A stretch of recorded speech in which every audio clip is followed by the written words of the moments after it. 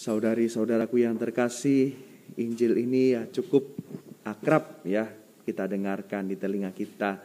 Bagaimana Lukas itu memberi kesaksian dalam Injilnya bahwa bukan hanya pengikut-pengikut Yesus, bukan hanya murid-murid Yesus, bukan hanya orang-orang yang menyaksikan Yesus, tapi bahkan roh-roh jahat, bahkan setan pun itu bersaksi atau mengungkapkan identitas siapa Yesus itu. Bagaimana dari karya pengusiran setan ini orang-orang dibuat menjadi percaya pada Yesus, percaya pada kewibawaan perkataannya, sabdanya. Saudari-saudaraku yang terkasih, kalau kita berkaca, ada orang yang mengatakan, kok bisa ya setan aja mengenal Yesus, tahu mengenal dia, mengerti kuasanya dan sebagainya. Sementara misalnya untuk sebagai sindiran, kenapa kita kok tidak mengenal dia, kenapa kita tidak mengenal Yesus, kok kita kayak kalah dengan setan gitu ya.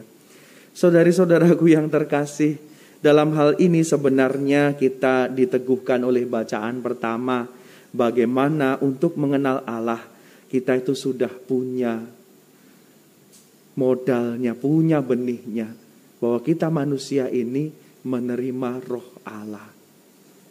Sejak diciptakan manusia ini menerima roh Allah, dan itu semakin diteguhkan ketika baptis, bahwa kita sekalian ini diangkat menjadi anak-anak Allah. Roh itu diam dalam diri kita, dan dengan mendengarkan bimbingan roh Allah yang ada dalam diri kita, kita bisa mengenali Allah, gerakan-gerakan ilahi yang ada di sekitar kita.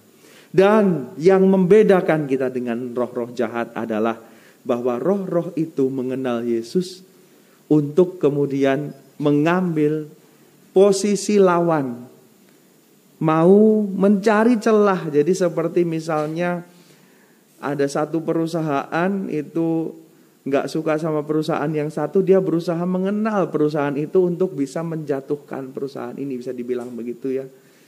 Jadi setan itu seperti itu, dia mengenal Allah, cara kerjanya supaya bisa menjatuhkan dengan cara kemudian mengambil jemaatnya. Ini cara kerjanya setan. Sementara kita sekalian, saudari-saudari yang terkasih, kita mengenal Allah karena kita mau tinggal di hadiratnya. Kita mau menjadi milik Allah. Bahwa tadi di dalam bacaan pertama dikatakan, tetapi kita memiliki pikiran Kristus. Paulus mengatakan kepada jemaat di Korintus, inilah yang menjadi modal kita untuk mengenal Allah. Bahwa kita sekalian memiliki pikiran Kristus. Dan Kristus adalah anak Allah yang dikasihinya, yang ditinggikannya, yang memberikan dirinya bagi kita. Karena kita memiliki pikiran Kristus, kita tidak lagi memikirkan pikiran-pikiran duniawi, manusiawi, tapi kita memikirkan pikiran-pikiran yang di atas, pikiran-pikiran rohani, pikiran ilahi. Maka saudari-saudariku yang terkasih, kita sekalian, ya memang kita masih bersiarah di dunia ini, kita sekalian masih terus-menerus jatuh bangun dalam pergumulan kita masing-masing di dunia ini, tapi yakin dengan memiliki pikiran Kristus, kita bisa melewati segala pergumulan kita. Kita yakin mendapatkan peneguhan darinya sendiri karena kita sudah menjadi milik Kristus. Maka dengan keyakinan ini, percayalah bahwa ya kita yang sudah diselamatkan oleh Allah ini mampu dengan kuasa Allah kita melewati segala pergumulan hidup kita masing-masing, dan kita mampu mengalahkan segala godaan si jahat yang menjauhkan kita dari Tuhan. Semoga berkat Tuhan senantiasa menyertai kita.